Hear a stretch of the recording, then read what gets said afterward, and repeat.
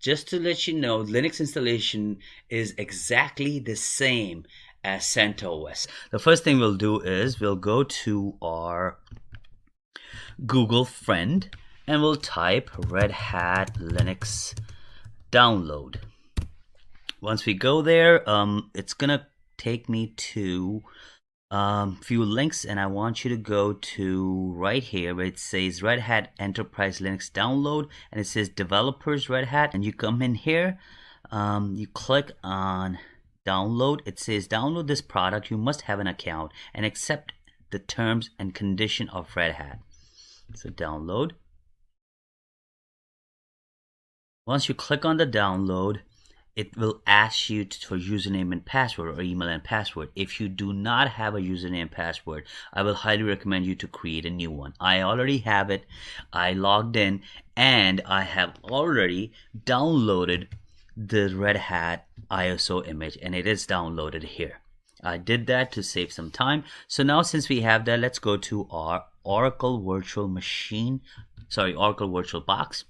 We already have one running, which is running CentOS. We're going to create a new one, and we're going to name it Red Hat VM. It automatically pick up Linux type version, already 64-bit. Next, we'll leave everything default. Next. Leave the 8 gig disk size default. Create. Once it's created, it created a shell. You're going to start it by clicking start. Okay, once the Windows comes up, it's going to ask you where your ISO file is located. We're going to click this little folder to pick the location of ISO image. It's on our desktop. Please remember your mouse is going to be captured inside. If you want to release your mouse, you could just hit the control key on your right hand side of your keyboard, not on the left hand side. So just click on this message, pick the first one, install Red Hat Linux 7.4.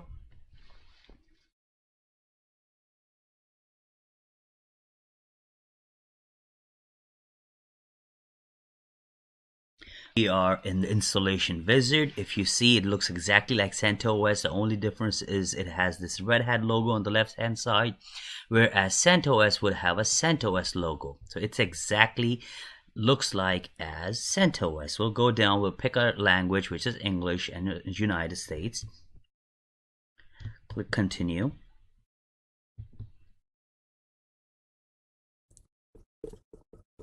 The first option that we have to set is the date and time, which is already by default set for me, which is America, New York. That's where I am. The keyboard is selected, English US. If you want to change to a different language, if you want British English or European or Australian English, you could pick that. Language support automatically selected for me by default. Installation source is local media, which is the ISO image that we picked.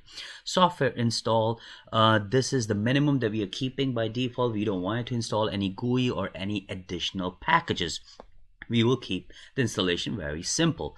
And then the installation destination, how we want to partition our system, we'll just leave it default, automatically configure partition. The disk size is 8 gig. It is already selected, and just click done. Once that is selected, next option is KDUM is enabled, leave it default. Network and host name. We'll come down to the option, we'll scroll down where it has the host name. Host name is one of the important things that you need to pick.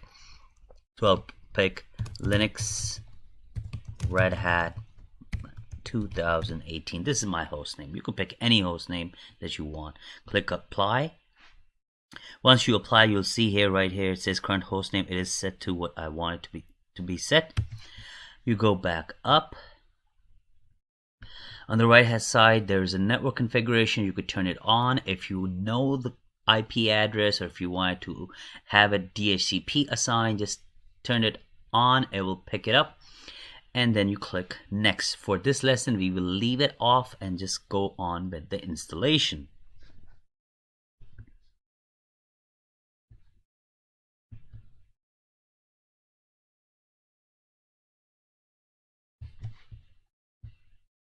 Please do remember you would have to click Control key on your right hand side of the keyboard to get out of your window and scroll down. And now you want to click Begin Installations, click inside again in the window and click Begin Installation. Once I'm on the second screen, we'll select the root password.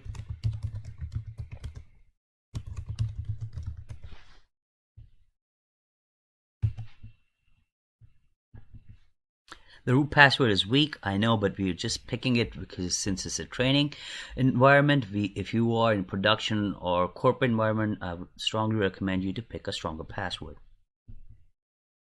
We'll create a user as test. Set up a password. Again, it is a weak password, but that's fine. You would have to hit done twice, so it could create the user account for you. Now, if you notice, it has 329 packages that it needs to install. Right now it's at 58. It will take anywhere from 5 to 10 minutes. So I'll just fast forward and skip some of the paths and go to the page where it will tell me the installation is completed.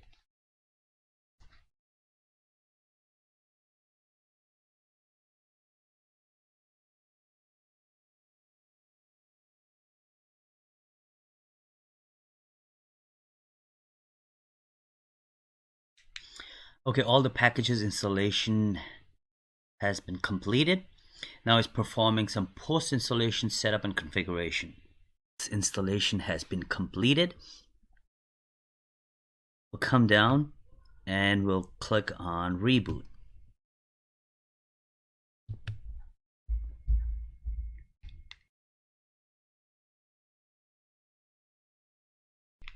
Okay, the system has been rebooted. It came back.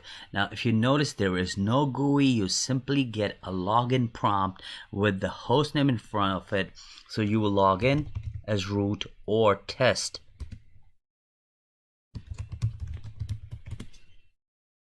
And you will have your root prompt, which starts with pound or hash sign. So this is the Linux installation for Red Hat. We did not pick the GUI installation, and 95 to 98% of the time in corporate environment you will not be allowed to install GUI.